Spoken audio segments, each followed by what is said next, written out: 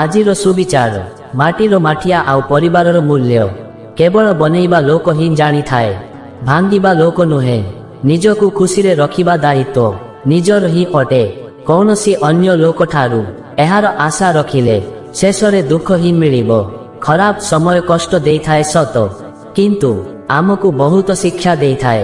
ଭୁଲ ତ ଗୋଟେ ମୁହୂର୍ତ୍ତରେ ହୋଇଯାଇଥାଏ, କିନ୍ତୁ ତାର ପ୍ରଭାବ ମଣିଷକୁ ସାରା ଜୀବନ ଅନୁଭବ ହୋଇଥାଏ।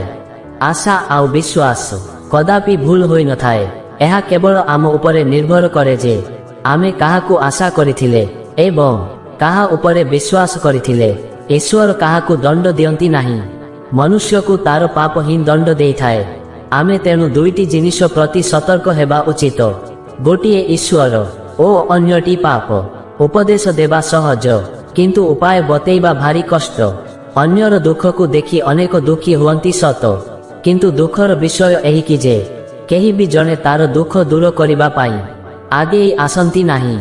ଯେପରି ଖରା ଓ ବର୍ଷା ଦୁଇଟି ମିଶିବା ପରେ ଇନ୍ଦ୍ରଧନୁ ହୋଇଥାଏ, ଠିକ୍ ସେହିପରି ସୁନ୍ଦର ଜୀବନ ପାଇଁ ଦୁଃଖ ଓ ସୁଖ ଉଭୟ ଜରୁରୀ ହୋଇଥାଏ।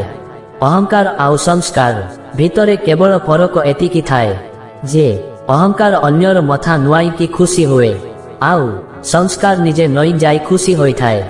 ତ୍ୟାଗ ବିନା କିଛି ମଧ୍ୟ ପାଇବା ସମ୍ଭବ ନୁହେଁ, କାରଣ ଗୋଟିଏ ନିଶ୍ୱାସ ନେବା ପାଇଁ ମଧ୍ୟ ପ୍ରଥମେ ନିଶ୍ୱାସକୁ ଛାଡ଼ିବାକୁ ପଡ଼ିଥାଏ। ସଂସ୍କାର ଥିଲେ ଦୁନିଆକୁ ବି ଜିତି ହୁଏ, ଆଉ ଅହଙ୍କାର ଥିଲେ ଜିତିବା ଜାଗାରେ ମଧ୍ୟ ହାରିବାକୁ ପଡ଼େ। ଆଜି ପାଇଁ ଏତିକି। ଜୟ ଜଗନ୍ନାଥ।